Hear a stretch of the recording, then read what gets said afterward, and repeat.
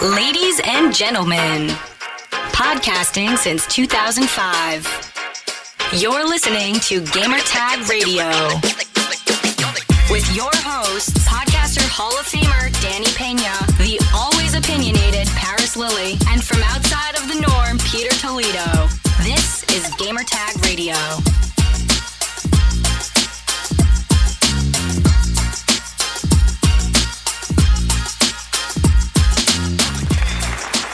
All right, welcome to Gamertag Radio episode 1120. This is your host, Danny Pena, all the way live from Los Angeles, and also joining me for this episode of Gamertag Radio, we have Pete. Pete Rock, all the way from Europe. What's up, Pete? Up, everybody. How you doing? Wow. I got energy, bro. You sound excited. I mean, come on. What time is it? It's 6:30 in the afternoon. I mean, yeah. So, yeah, I've been up for a little bit, so I got to bring in a little energy because you're still like half asleep over there on the West Coast. Yo, dude, I woke up. I woke up early. I woke up like 2 hours ago, but it's early in the morning. You know, I'm starting my day.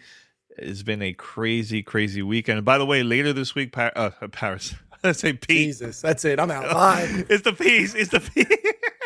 Yo, Pete, later this week, I'm taking my second shot this week, man. I'm a little bit nervous because I don't know what's going to happen. I don't know if I'm going to be okay, if I'm going to be just in bed all day. So, because I have like so much stuff I have to do next week, man. So, yeah, it's that whole shot thing. I've said this to everybody that I've spoken to about it. Like when I got my single shot, yeah, I didn't have any side effects. Thankfully, right? I was the lucky few that didn't get it. But it's like it almost feels like every other person that I've spoken to that has gotten either the single dose or they've gotten their second shot or their first shot has had the reaction. So I don't know if maybe they're just like, and I know this is not what's happening, but it's what it feels like. It's like like every other shot is like the sugar shot, right? You get the it's not a proxy shot. It's the, I can't remember what it's called. Placebo, but it's not, it's just the way that your body reacts normally to the vaccine shot. And, I was blessed that I didn't get it. Good luck to you. That should be interesting. Yes. Finger crossed. I'll post updates if anything happens. But I'll be okay. I'll be fine. All right, head over to gamertagradio.com. Listen to our past episodes. You also could find us on any podcast app. Just search for GTR Gamertag Radio. We're there. Subscribe, follow us, post a review, and if you can, share with your friends. All right. And if you would like to be part of our family discussion, which I love to do every single week, here's how you can contact us. Send us your feedback or questions. Give us a call at 786-273-7GTR. Email us at fanmail@gamertagradio.com or leave a message on speakpipe.com/gamertagradio.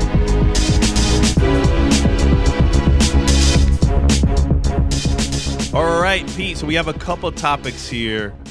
Which one you would like to start? Let's go in order. Let's just go in order because let's go in order. All right. So I do have a question for you because, I know you and Paris are very into the, PC and the specs and all this stuff. So there's been this controversy about the PlayStation 5 clock battery. When it dies, kills your ability to play like the games. I know there's been the talk now for like the past 24 hours or so. I'm a little bit confused about all this, so I need for you to explain to me about the CMOS battery, please. You gotta explain to me about this.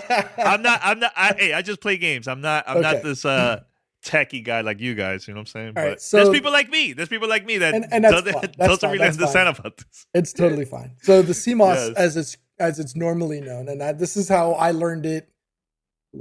Early 2000s when I first started down, actually late 90s when I started my first my first trip down tech, and essentially what it is, it's basically an internal battery that retains the settings for your computer, most notably in this case time and date, right? And so what's happening is, and it happens with most computers, and ordinarily if you have a technical issue with your computer, what you normally do is just pull the battery out of your motherboard It looks like a little watch battery. It literally looks like it is a watch battery. It's really, really small. You pull it out for about 10, 15 seconds and you put it right back into your motherboard, and it essentially resets your computer back to zero from a motherboard perspective. So any overclock or undervolting or overvolting that you may have done, or any customizations, essentially get wiped out. So in this case, the PS5 uses this date and time function to coordinate with the PlayStation servers to identify whether your trophies are legitimate or not, right? Because it says, okay, you played the game on date X, but on date Y, your CMOS showed a different date. Okay, you've been trying to hack your machine. We're going to invalidate your trophies. But in this case, it's actually tied to the validity of you being able to play digital games. So if your CMOS goes out, and for most computers, this little battery is usually good for about a good 5 or 6 years. So it's not like something that ordinarily goes out. We've never seen an issue like this come up, whether it be on PC or so on. But in this case, it's essentially tied to Sony's gaming architecture, and if it goes out, you're unable to play your digitally purchased games. Physical games seems okay, right? Because it doesn't require that check back to the Sony infrastructure. But in this case, it's actually digital games. So if you've bought something and you downloaded it, or something, I guess it's essentially if you bought it and you downloaded it, or you have it on USB and you transferred it to your machine, it won't work. Unfortunately, the only way to get it back is either through PlayStations themselves or to use hacks, which essentially is counter to what Sony is trying to do with their device. And then at the end of the day, to me, actually, it translates that Sony's position on video game preservation is basically vastly different than what we see Microsoft doing with its backwards compatibility and Game Pass. And further, it actually aligns itself similarly to what Nintendo has been doing with every single one of their consoles, whether it be the mobile or it's been, the Wii. All of their stuff, if you want it from like 2 generations ago, you gotta buy it again, right? And me personally, I don't think that's right. I think if you have the disc and you can put it in the machine and play it, you should be able to do it regardless of what the platform or what the manufacturer is doing. I don't know. What are your thoughts? Man, I know, because I was like, doing some research last night, and I started watching some videos online of other content creators that I follow on YouTube. And there was one that was saying that for the PlayStation 3, for that battery, let's say that runs out, you can still play your physical games if you buy it, right? Correct. With this one, the PlayStation 5, you can't really play anything, not even the physical ones. So it's kind of like messed up. And I know people also brought up, does the Xbox Series X and S, does it have it too in there? Because I haven't really been looking around for that. If you think about it in the grand scheme of things, if you look at it from like 50,000 feet, your Xbox is essentially a computer. And this has been going on, especially since like the original Xbox One microwave, where it's running what's called a virtual server. It's using physical hardware, but to run virtual instances of applications which allow you to play your games.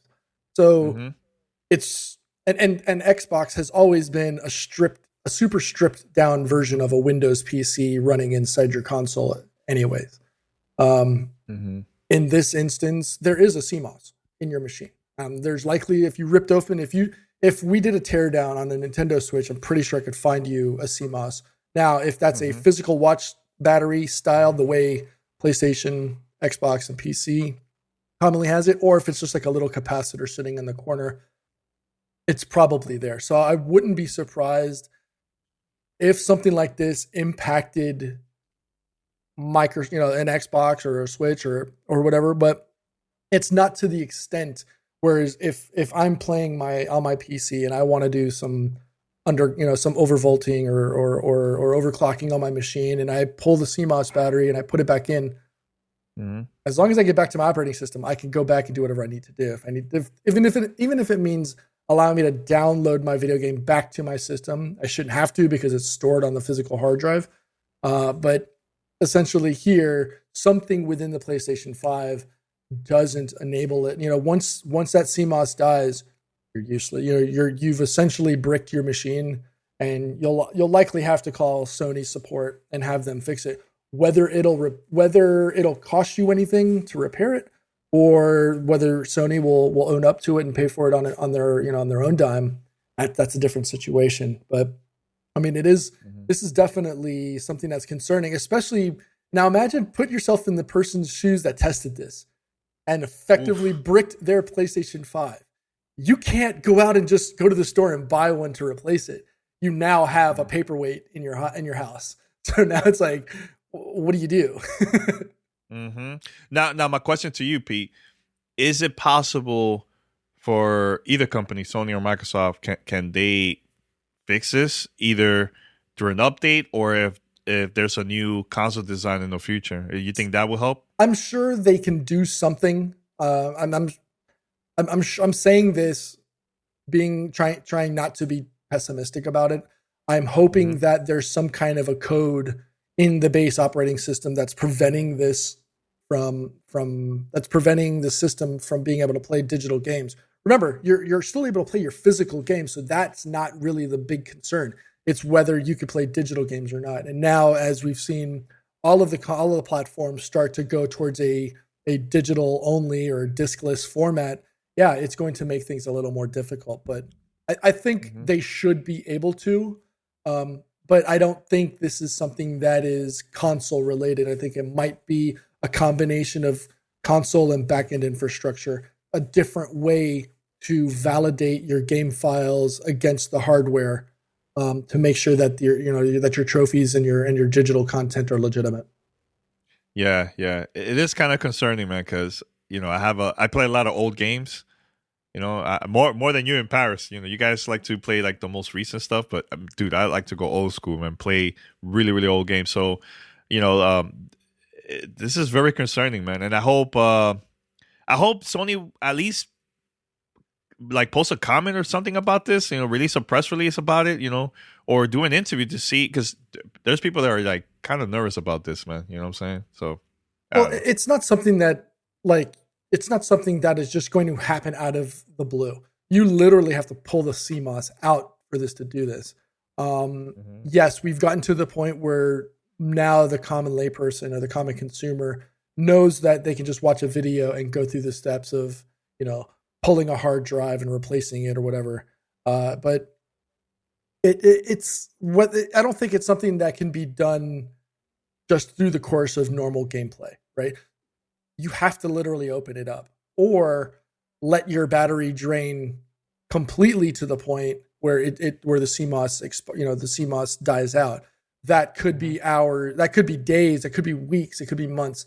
I don't think it's been out long enough for you to test it, considering machines don't really sit on shelves long enough for the CMOS battery to die. Ordinarily, there's no settings when you bought it off the shelf anyways on there outside of the base installation. And once you log in, it starts to charge the CMOS and all your settings get saved within the battery itself. So I don't think it's something that you're going to see a high count of occurrences, but it is something that you have to keep an eye out for, right? Again, the ones that will discover it are the tinkerers, are the hackers, and I don't want to say hackers as in a malicious term, is people that tend to open their devices up and get in there. Like back in the day, you used to be able to swap out your hard drive to give you more storage space, etc. Things like that. Yeah, those people might be impacted, whether they short it or they pull it because they want to reset their settings. That may be the precursor to how they find out, oh, wait, now I don't have access to my digital library anymore. I know Paris is watching the live stream. He says, tell Danny to stop talking for me and telling me what I like to play. First of all, I'm the captain right now, Paris. You're not here. So next time when you're here, we could definitely talk and debate about this. So there you go. If you felt so strongly about this, maybe you would come on the show. It's all good. It's all good. Hey, man, look, I like to play old games, man. Like I like to play my retro games. I still have my couple of old consoles here, but Yeah, man. No, well, look, for those who are listening or watching, please send us your thoughts about all this. Send us an email, fanmail@gamertagradio.com, or send us a voicemail, and we'll definitely we'll play it on the podcast, man. So there you go. All right, so let's see what we have here. Second topic here. All right, P. So MLB The Show 21. Are you a baseball fan at all, or I do you am like neither to play? a baseball fan nor do I play baseball video games. So this is the segment of the episode where I check out and Yeah. Wait, Pete, we've been to the Marlins game together years ago. I think we went. Bruh. This is when we did. You didn't remember this? I remember this. Dude, that was an amazing night. You didn't remember this at all? No, I do. I do. It's actually the time that we went. I think it was 2009, 2008. Yes, something like this. Yes, it was like around there. It's also home to one of my favorite pictures of all time. It's me and my wife. Yeah. But yeah, I'll go to the baseball game because it's more enjoyable for me as a sports fan in general to watch it live. But I can't sit there. I can't sit there and watch TV. I can't watch baseball on TV. It's boring. Nah, it's look, not everybody. Look, I'm not saying I'm like a hardcore, sports guy. Like I'm a casual sports guy. Like I'll watch, and I'll talk to you guys like once in a while about that stuff. But MLB. Let me tell you, as someone that grew up playing baseball, like in Dominican Republic and New York, I haven't played a baseball game since like maybe PlayStation 3. Xbox 360 days. This is when MLB The Show was available there, and also remember the 2K series, Pete, back in the days. Like even 2K was doing a baseball game. It's funny that I say this about baseball because one of my first early memories of sports games was playing baseball on the Atari with my cousin. On PC, man, I remember that one with the cassette tape to load your game. So this is, early 80s that we would play it on an old Apple or an old IPM. So yeah. Now, for me, I used to play that one. I remember not my first, but the one that I really got addicted to baseball was Baseball Stars for the NES, where you could create like your team. You could fire people, rehire, like assign people to join your team and everything. But dude, that was like the best. I love Baseball Stars. Classic game. So now MLB The Show, this is the first time that it's available on Xbox, which it was so strange turning my console on once I downloaded the game and they show the PlayStation logo. I was like, I've never thought in a million years I will ever see that. You know what I'm saying? But the game is a lot of fun, man. Look, this is not the full review because I really want to sit down and talk to Paris because he also has the game. But I've been playing a lot of the Road to the Show. I created my own character, Danny Pena from Dominican Republic, number 77. There you go. I'm a two-way position guy. Like I could either pitch or play out of the field. But I'm just working on my character right now. I'm in the minor leagues and I'm trying to go to like the major leagues after a while. You know what I'm saying? So I'm trying to get the Marlins to sign me up here, man. You know what I'm saying? So that's a lot of fun. And actually, the past few days I've been going online to just play with randoms. I play already like multiple games. And I know that one thing that Paris will mention to me that there was like a lot of lag. So I was a little bit worried about that. And so far, the games that I played, there was no lag. I was playing fine. There was one game that was a little bit laggy, I think, but then it got better throughout, like after a while. And that was a lot of fun, man. Now, the one that I truly want people to play when they get this game is a home run derby. Mm-hmm. That one's a lot of fun. You get like multiple people there, crossplay. It could be PlayStation players and Xbox players, and you're trying to get as much points as possible. It could either be home runs or it could be just by hits, etc. So you only have a certain amount of you only get like 3 outs. Once you get 3 outs, that's it. You're done. But once you get a certain amount within, let's say, 2 minutes or so, then you go to the next round and then the next round, and there will be like only 2 people left and only one will win the whole thing. So that's a lot of fun. Yeah, that's what I've been doing. Last night I played with my brother online. We play all the way to like close to like 9 innings, because originally we put only 6 innings, and we were tied for a long time. But then at the end, I hit a home run, and boom! I was like, yes! I was screaming and jumping all everywhere, man. It was a lot of fun. A lot of fun. I love the commentary. I know there's a way where you could change it to like the MLB The Show commentary presentation or MLB Network presentation. That's the one that I picked. And what I want to do, because I know I'm so curious about this, and I haven't done this in this very, very long time, is I want to create my own league so GTR listeners could join, and it'll be like only like maybe 5 or 6 innings. We'll keep it short, because not a lot of people are going to have time to play all the way to like 9. And let's just play. Probably we'll get like between 5 to 10 people to be part of the league, and we'll go from there, man.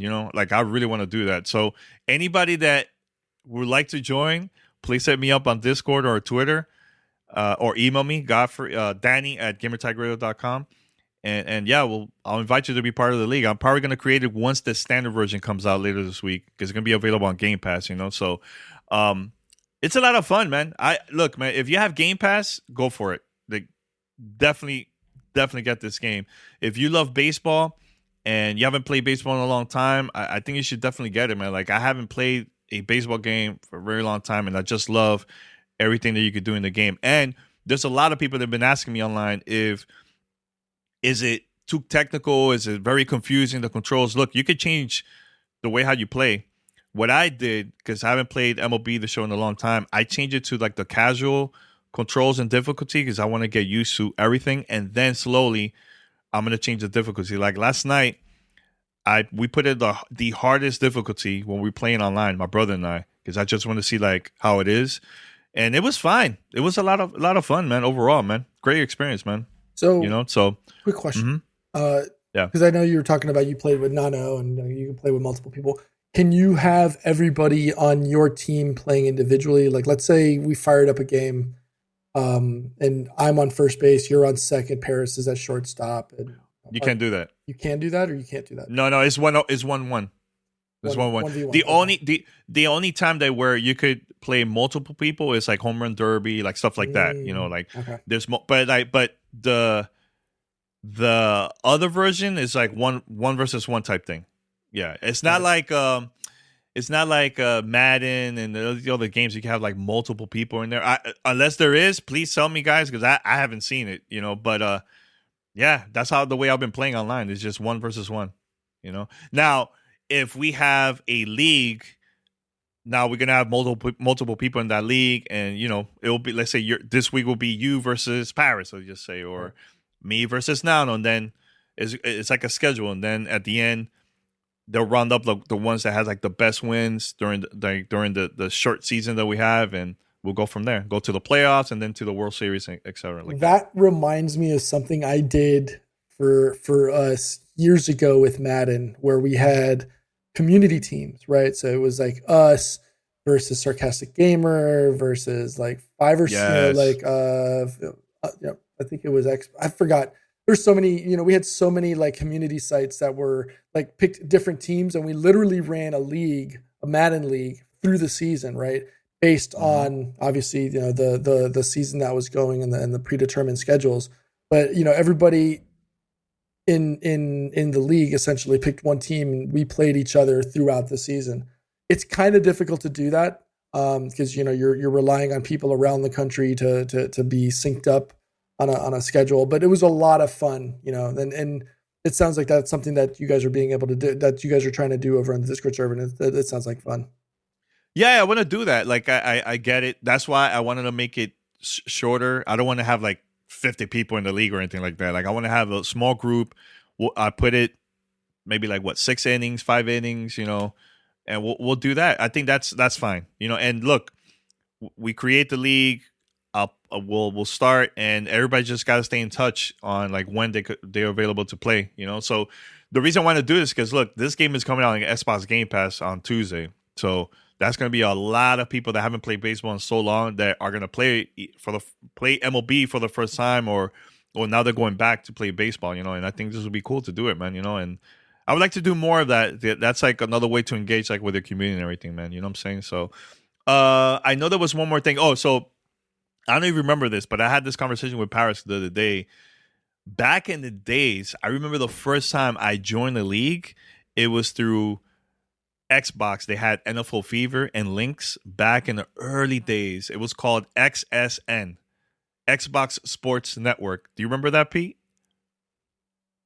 They were the ones actually they created a league where you could create your own leagues and everything. There's like a website, everything. Yeah, that's how I started playing online with leagues back in the days, and then 2K did it, and then EA Sports did it too after. This is like really old school, original Xbox days. Oh wow, like really, really early. Yeah. XSN. Look. We have a couple people that are watching the stream that say, "Yep, that's old school, man. Only old school heads know about that." It's very, very old school. So look, highly recommended. Make sure to copy. And by the way, Pete, when you start the game, they have Slam from remember Onyx. Oh, Slam. Da, da, da. That's the first one. First Nice. track you listen to in there. It has a great soundtrack. It has Run the Jewels. It's really, really dope. And they have like some Latino reggaeton stuff in there too. You know what I'm saying? So highly recommended, man. Highly recommended. dope. All right, Sounds like next topic, Pete. We're both fans of Titanfall. Both huge fans of Titanfall Part 1 and Part 2. Apex Legends Season 9, I believe, is coming out very, very soon. The developers had been teasing now for the past few weeks that there's some Titanfall-related stuff coming to the season, man, for Apex. That has never happened. Remember when Apex Legends came out years ago, we thought that you could also, call your Titan and be part of the Battle Royale. That's never happened. But I think something is coming, Pete. Something is coming with Titanfall, and I'm excited because, I love Titanfall so much. Titanfall 2, by far, it has one of the best first-person shooters campaign that I have played in years. And I hope to God that Respawn, they're working on Titanfall 3, because, man, a lot of people slept on that game, man. And it's cheaper now. You can buy it for really, really cheap on any console or on PC, But what are your thoughts about this? And what do you think they could do if there is some Titanfall related stuff in Apex Season 9? What is the things that you would like to see? So in the last few weeks, I've gotten back into playing a lot of Apex with friends, right? Friends online, friends and members of our GTR community. And so it's good to get back into that that fast-paced, frenetic gameplay that Apex is known for, right?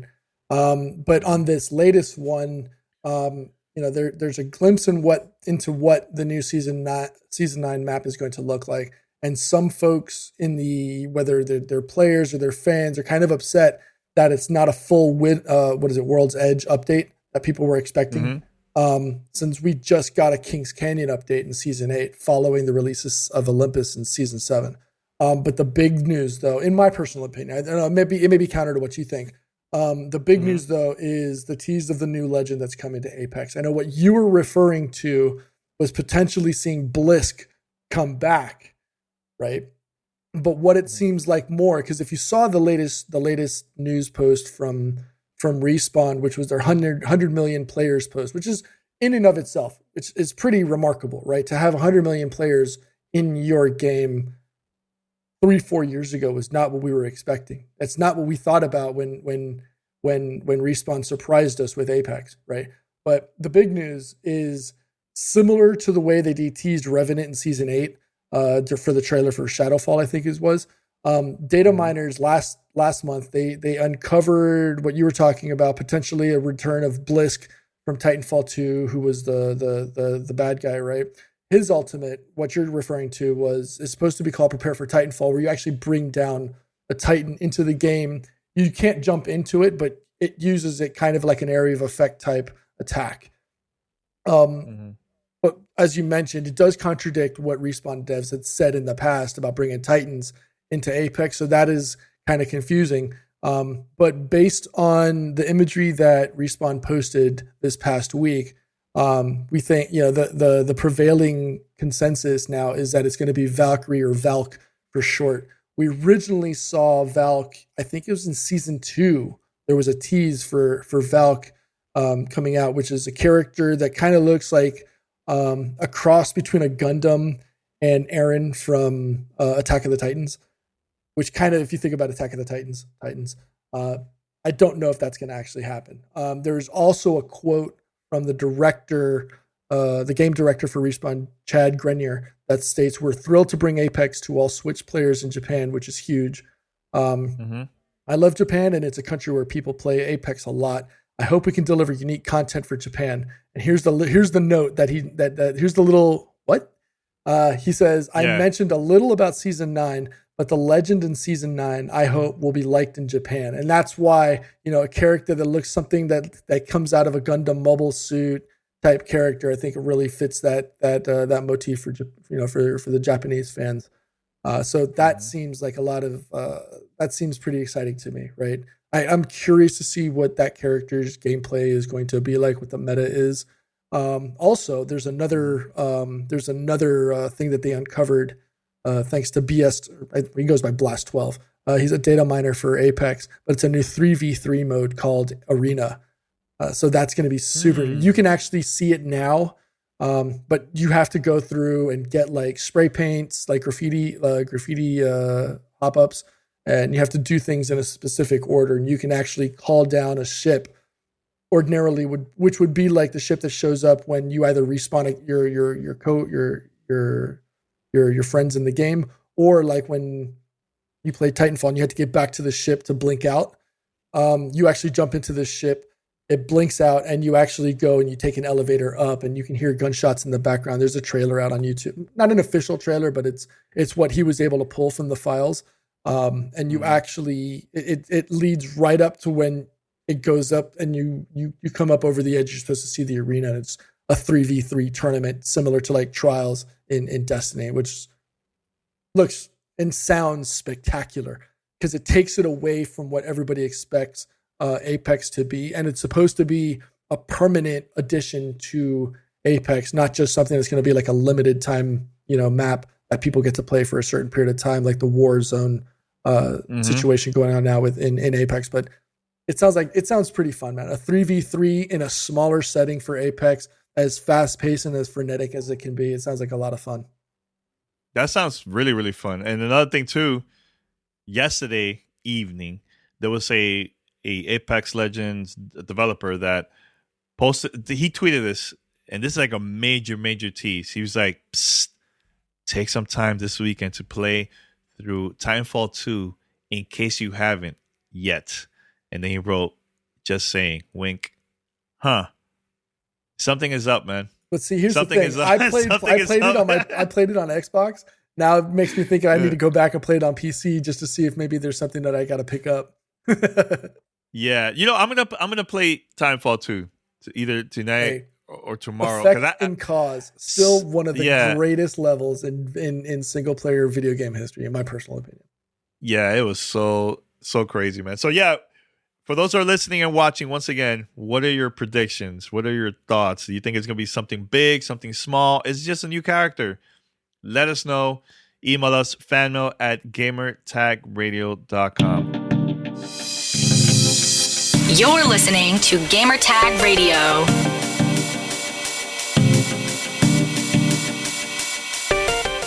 Today's show is sponsored by a brand new sponsor, Strong VPN.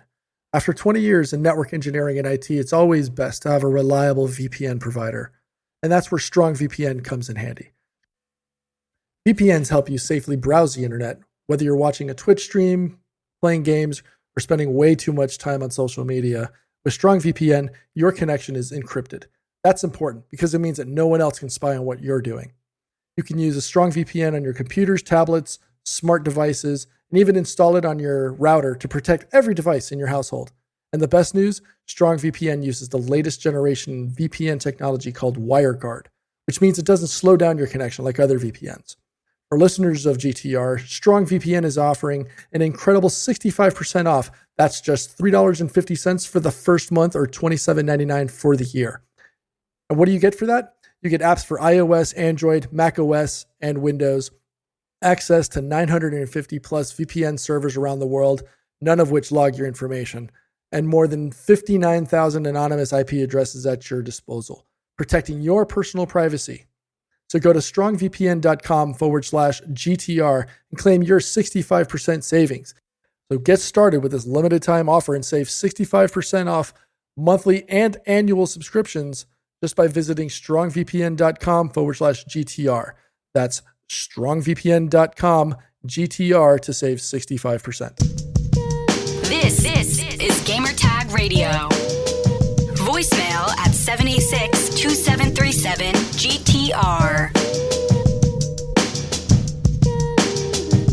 So I have one more topic before we read the email. And this one just came in like a few minutes ago because I just saw it. So I haven't watched the whole video yet, but there was an interview where this happened because the whole Bloomberg article that came out last week talk about like how Sony is focusing more on the blockbuster hits and so on.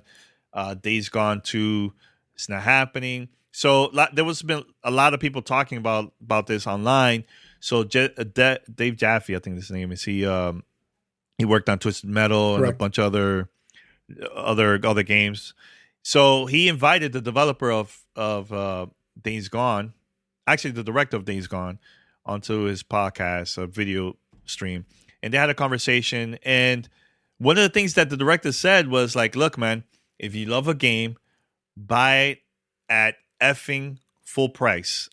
I haven't read the whole quote, but this is what people have been talking about, where it seems that a lot of people was excited about the game, but they didn't buy the game. They just waited until the price went down, and that's when a lot more people have been supporting the game after that, right?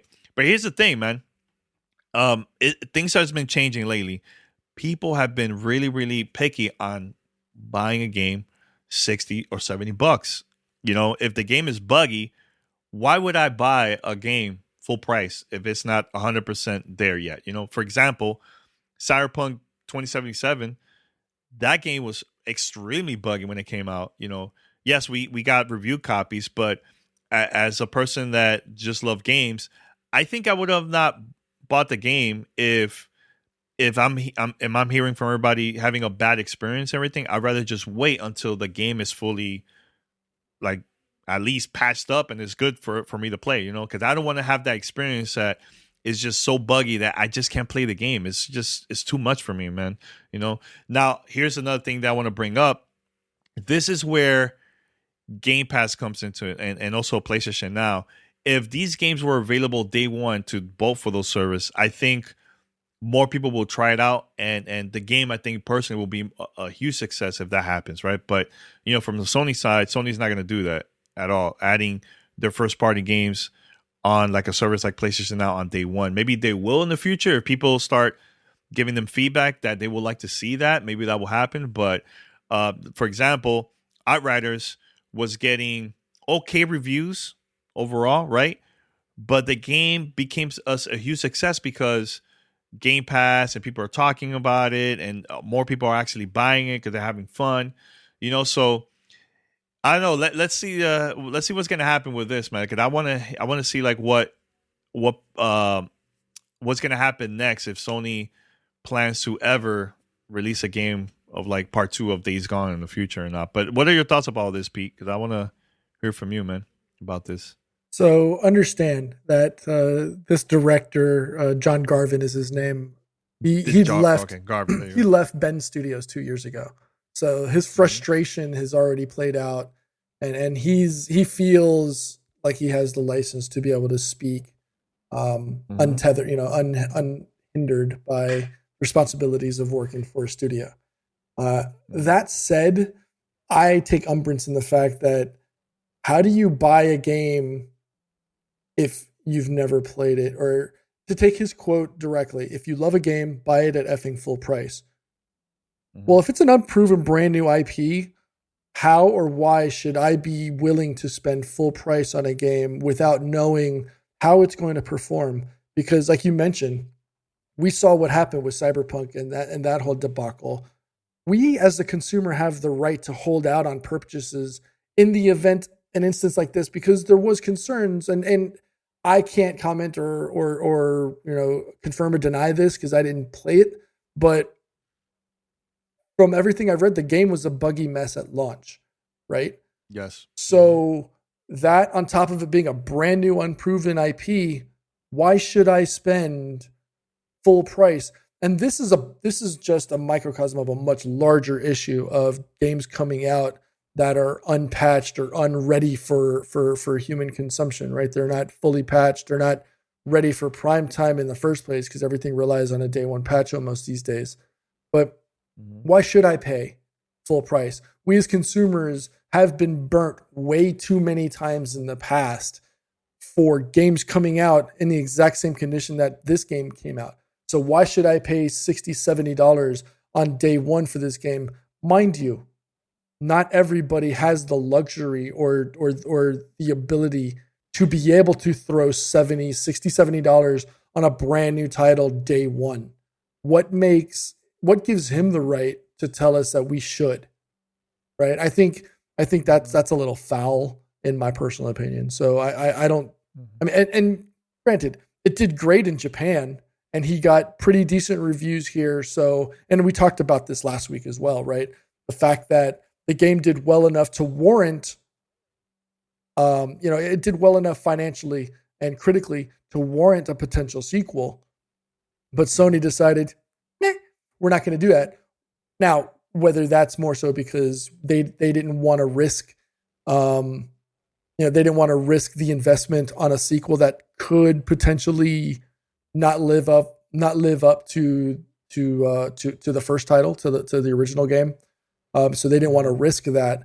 But for him to come out and say this, it's unsettling. It's I don't like that. I mean, how do you tell a gamer to or a consumer to just buy it if you love it?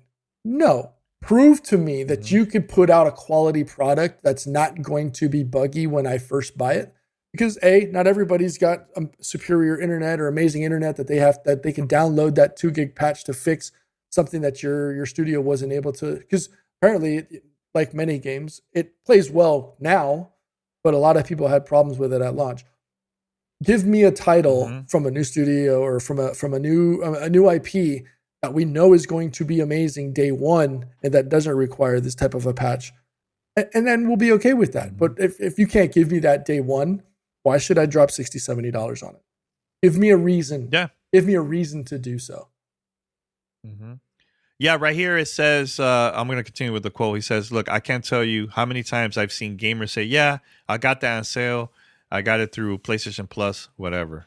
So, yeah, he's not happy about that at all. So he says also, he continues saying, I'm just saying don't complain if a game doesn't get a sequel if it wasn't supported at launch. I mean, I get that he's really frustrated about this, man. He's really pissed off about all this stuff, But it's like you said, Pete, if the game is buggy, like why people are going to actually pay $70 if the game is not buggy at all, man, And another thing he wrote, he says, I think the uptick in engagement with the game is not as important as did you buy the game at full price? Because if you did, then that's supporting the developers directly. Now, so I get from both sides, Pete. And I'm all for supporting the devs day one, giving them the max amount. But at the same time, you got to give me something that's going to inspire loyalty day one. How do you do that? It's near impossible for we'll take Little Johnny because we love Little Johnny here at Gamertag Radio, right? Little Johnny. How does Little Johnny warrant spending $70 hard-earned dollars on a game from Ben Studios? Not to say that Ben Studios is a bad studio. They've given us some good quality stuff in the past. But how do we know that a brand new IP is going to be worth my $60, $70? You know how many lawns Little Johnny had to mow? How many cars he had to wash to stack together $70 to play this game that may or may not be good on day one? If the option was given to you and it was that or Ghost of Tsushima, where would you have gone? For me, I'll go Ghost, and I'll tell you why. And is that based on prior to sale or based on the reviews that you saw after the game launched? Well, I don't read reviews. I'm more of like, I go based on my friends and people that I follow on content creation. If they're giving great feedback about that game and they're like, yo, you got to play it, it's really good. But would you have bought it? Then I'll go and play it. Yeah. Ghost of Tsushima, yes. But like, let's go back to what you said. You just said based on the responses from friends and others in the community. Yeah. Yes. Yes. You would have bought it. Not reviews. Based on not that. reviews from media No, I'm not saying based on reviews or whatever. I'm just saying based on friends in the community, people that you know, who you have a common, respect for, who you follow or you have a kindling with them, right? Like that you could say, I trust what they say. But day one, I would not have thrown dollars at either of those titles because I didn't know. Did I have FOMO after launch that, Ghost of Tsushima was damn near game of the year almost for almost every publication or every media site. Mm-hmm. Yeah, if you go based on that, and who goes and pays full price on day one? Come on. If you're not looking for the deal, you're a damn fool. Yeah. If I can't find $5 off here or there somewhere, I'm just throwing away money on purpose. So come on, let's be realistic. And I get it. He's got a personal bias. He's got a personal investment on a title that he spent countless hours, days, weeks, months developing. I get that, and I'm not trying to discount his personal investment in that. And I totally support him for wanting to do more, do better, get better for the developers. But at the same time, you have to look at it from the consumer's perspective as well. See, for me, like when I bought the PlayStation 4, I got it a couple months after launch, right? Because I just couldn't find it. And when I purchased that console, and here's the main reason why I purchased it, was because I wanted to play Infamous Second Son. Did it got like great reviews like on like media sites? No, but based on people that I know from the community that got the game early, and I'm also a fan of the previous game too, I was like, man, I'm buying this. This is like day one for me. You know what I'm saying? So it's not everybody's going to be in the same page as me. Like when it comes to that stuff, everybody's going to have like different opinions and different reasons why they will buy a game. But I just loved it, Now, I also have to bring this up, Pete, like, and we'll take it back to E3. I was there recording interviews for the show and everything. And you came up to me. You're like, Danny, you have to play this game. You have to play this game. You have to meet the developer that's there too. I'm like, what is this about? You didn't mention it. So when I got there, you said, yo, check out Hyperdot. I was like, okay, well, listen. Then you're explaining to me about the music and this and this and that. Dude, that game is phenomenal, man. Phenomenal game. Is it a AAA game? No. But based on your excitement and your like the way how you were explaining, like, yo, dude, it's amazing. You got to play. It's a dope experience. That got me excited. So when the game came out, it came out on Xbox Game Pass. I would have even purchased this because when I played the game at E3, I fell in love with it, man. I was like, yo, this is dope. This is dope. So that to me is like the way how I'll buy the game. If I see someone in the community that's really excited and they played it, and not only one person, I would like to get like multiple feedback from everybody, that's when I decide to buy the game based on that. You know what I'm saying? So, but yeah, you were the one that convinced me to get Hyperdot because of your excitement with the game and playing it at E3. You know what I'm saying? So, but see, that's an example right there of that, man. Like, if you get me excited about a game, I'm gonna go and buy it, man. Now, if I hear people saying, "Yo, the game is okay, but it's buggy," I'll wait until you said, like you were saying, Pete, when the price is right, then I'll go and I'll buy it. So, hey, man, we can't afford every single game for $60-$70, man. It's really, really tough, man. Now, again, there's services that will allow me to at least try it out, and I'll make my decision based on that too. If, let's say, I don't have PlayStation now, but if these games are available there and I'm part of the service, I could try it out there for the first time, man. And I'll decide if I want to buy or not. I have Game Pass, and I purchased games that were on Game Pass, and it was removed. And because I like it so much, I purchased the game, But I supported when it was on Game Pass too. So Anything else, Pete, from this topic? Or you want to move on to the last one? I think we can move forward. Okay, let's move forward. All right, so we have one email here because we have a couple that we already answered those questions. No, but it's time for fan mail. Fan mail at gamertagradio.com.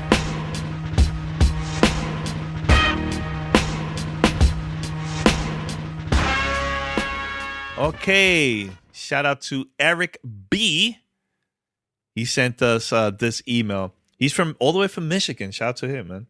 All right, he says, I just started listening to GTR this year, and I really enjoy your commentary on the gaming community. My question, there has been a lot of hype about returning IPs for this generation, Xbox Series X, PlayStation 5, etc. Do you think there is room for a brand new IP to become potential flagship games for Xbox and Sony?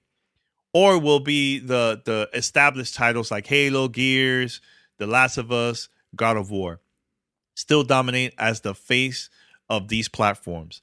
Pete, what you think, man? Do you think in this generation for both consoles, do you think we're going to see a new IP that is going to be in that level of like The Last of Us and Halo, God of War, Gears? Or do you think they're still going to depend on the usual games that we've been playing throughout the years? I think there is a possibility. We didn't think that. We thought that, the platforms were going to rely on their old trusted, titles. Look at Horizon Zero Dawn. Aloy has become a new face for Sony.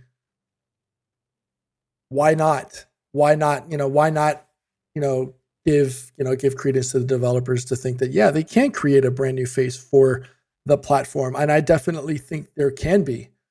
Will there be now? Because, every single title has now been, every single platform now has that bar raised. Now Sony has to come up with the new, what's going to be the new Aloy, or who's going to be the new Aloy, right? Is it going to be a new, we just saw, we don't know if we're going to get a new sequel for Days Gone, so we don't know if that's going to happen. No, that's not going to happen. That's not going to happen. But is there a chance? Is there an opportunity for it? Absolutely. Will there be? Who knows? Because those are generational type games. Those are generational type experiences that we get that we don't, that it's a high bar to establish. Like, the bar is so high now with all of these, how do you, for the Sony side, how do you come up with a new, Kratos or a new Aloy, right? If you're from the Xbox side, how do you bring out a new Master Chief? It's not even, I don't even know if it's generational, because generations, from a console or video game experience could be, going from the Xbox One to Series X to whatever. But it's more so than that. It's bigger than that. It's much larger than just a single generation hardware wise, right? We haven't seen another character like Master Chief in Microsoft. I mean, I love Ori, but Ori's not Master Chief. Master Chief is like, if you think of Xbox, you think of Master Chief, you think of you think of the Gears of War cast, right? You don't, if you look at it from from the PlayStation side, you think of Nathan Fillion's character in Uncharted. You think of Ellie in The Last of Us. You think of Kratos. You think of Aloy. But those weren't every year. Those came after a long period of time of development. So I would love to see it, but whether it actually happens now, I mean, it's going to be difficult. I would love to see it, but we need to see that. We need to see the games that come out. More than ever. Look, even from the PlayStation side, you mentioned Horizon, Ghost of Tsushima. Those are new IPs that are very successful IPs. I could see that happening from the PlayStation side. And even more on the Xbox side, because there's now so many studios that is now part of Xbox Studios now, that we're going to see a lot of big IPs. And especially now that have Xbox Game Pass, a lot of these companies are not like focused on the retail way and we have to make a certain games to make that money. I think we're going to see a lot of new IPs that it might be in that level too, man. Like the Halos and Gears, even now with Bethesda now being part of Xbox Series, we're going to see a lot more IPs, dude. I could definitely see that. Definitely see that. But I'm also convinced that PlayStation is going to do the same exact thing, man.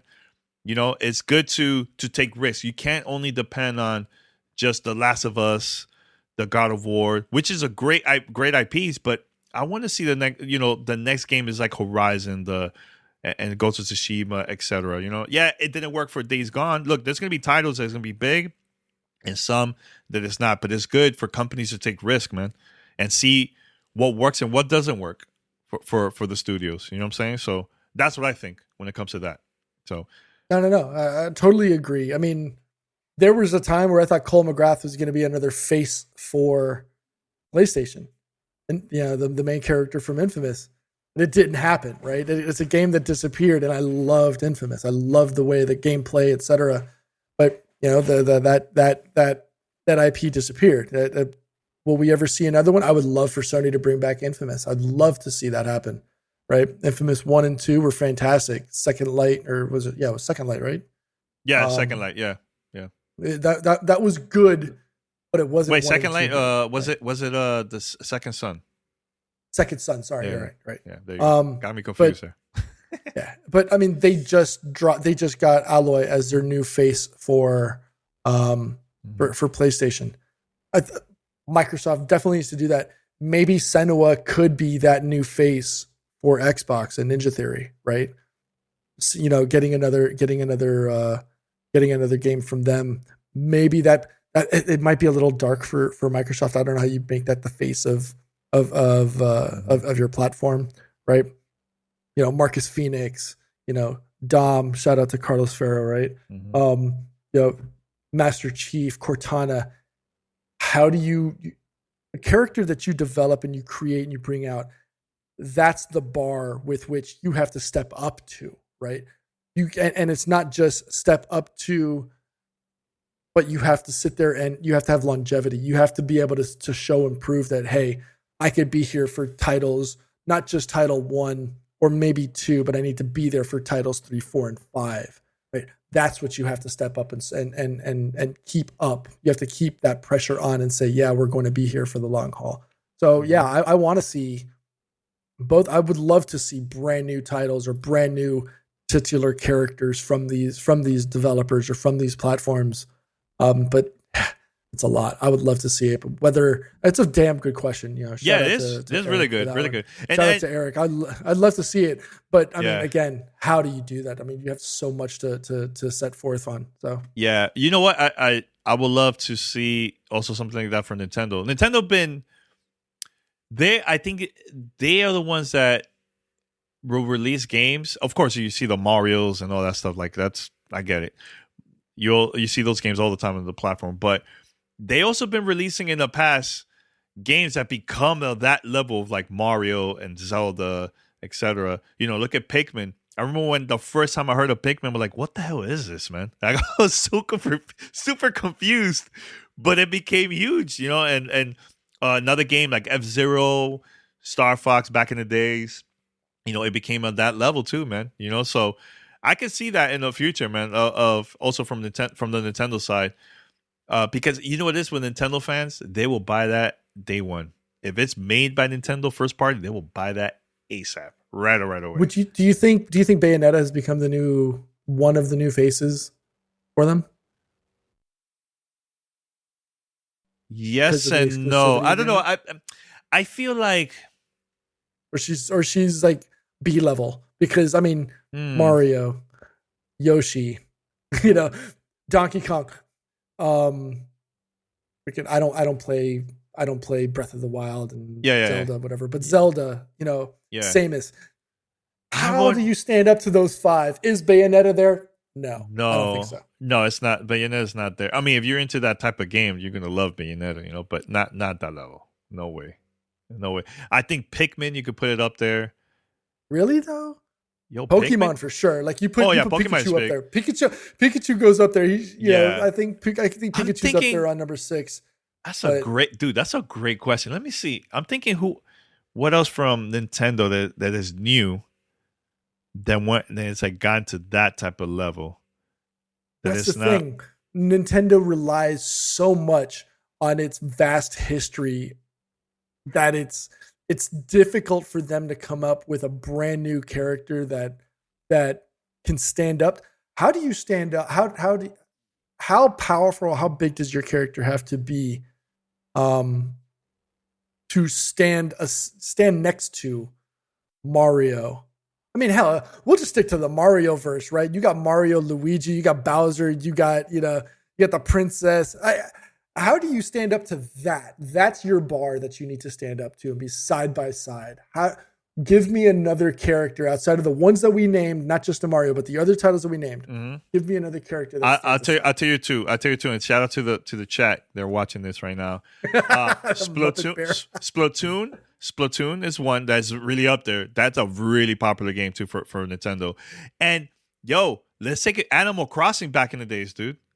When that came out, that's the game that sold the most right now for the Switch ever in the history of Nintendo Switch. Not even Mario has surpassed that right now for this generation. Nook. So you think Tom Nook can stand up and be side by side to Mario and Donkey Kong? Yes, and now, Samus? yes, now, yes. Hey, it's all about the numbers, Pete. It's all about the numbers. It's all about the numbers. Look it up. I don't know. Look it up. I don't know. I'm sorry. Hey, anybody that's watching this, please let me know because look. If you were, so let's say you were to take a random group of 10 people and you threw Tom Nook up on the TV screen and said, "Name this character." People, I think the majority will know what Tom Nook is, man. Because, I mean, look, don't get me wrong. Of course, everybody knows Mario. I had to look his name up to remember what Tom Nook's name was. I knew Mario off the top of my head. Yes, I know of course. Princess Peach off the top of my head. Pete, I get it. Mario is iconic. It's like Sonic, like everybody knows Sonic, right? Exactly. But don't get me so wrong. You gonna put Tom Nook up against Sonic? No, but here's the I'm thing. Gonna fight you I'm talking about the game Animal Crossing is up there. Dude, that game sold the most for the Nintendo Switch. There's no other game that surpassed that. No other game. The closest, Mario Kart 8 Deluxe. That's like the closest one that I can think of. Don't sleep on Animal Crossing, man. I'm telling you. I own the game, so I'm not sleeping on it. It took my life, it took part of my life, especially during the pandemic. Yo, dude. But to say Tom Nook can stand side by side at the same level as Mario, I think so, man. Donkey Kong, I think so. It's up there, man. I don't know, bro. I think so, man. And let me tell you, Tom Nook is I think he's part of like a mafia or something, man. Stealing, taking all this money. You're sleeping. All right. It's all good. We agree to disagree. I agree you're wrong. All right. I'm just saying. Look, for those who are listening, let us know your thoughts about all this. Fanmail at gamertagradio.com, please, or send us a voicemail because I personally think Animal Crossing is in that level, man. For out of all new IPs that came out later from Nintendo, Animal Crossing is up there, dude. It's really up there. More than Pikmin, more than all those games that came out throughout the years. Okay. You could put Tom Nook against Pikachu.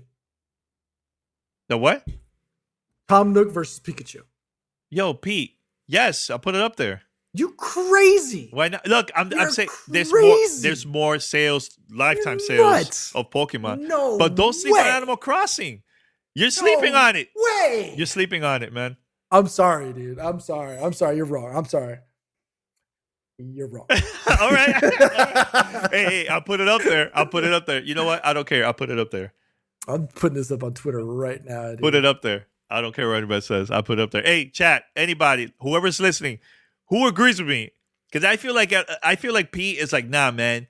No, it's Pokemon and Mario. That's it. Yo, Animal Crossing should be up there, yo. Up there. Big time. Big time. Don't sleep on it, man. Look at the numbers. Numbers don't lie. Numbers don't lie. Numbers don't lie. Look it up. All right, we're going to wrap this up right now. We're going to get to the after show here on Twitch. All right. Thank you, everyone, for listening to episode 1120 here, Gamertag Radio. Remember, you can find us on any podcast app. Just search for Gamertag Radio. Subscribe, follow us, post a review. It'll help us out. And also share with your friends, man. And look, share this conversation with your friends and let them know that Danny is right. Let them know. All right? If you disagree with me and agree with Pete, here's how you can contact us and be part of Fan Mail. Send us your feedback or questions. Give us a call at 786-273-7GTR. Email us at fanmail@gamertagradio.com or leave a message on speakpipe.com/gamertagradio.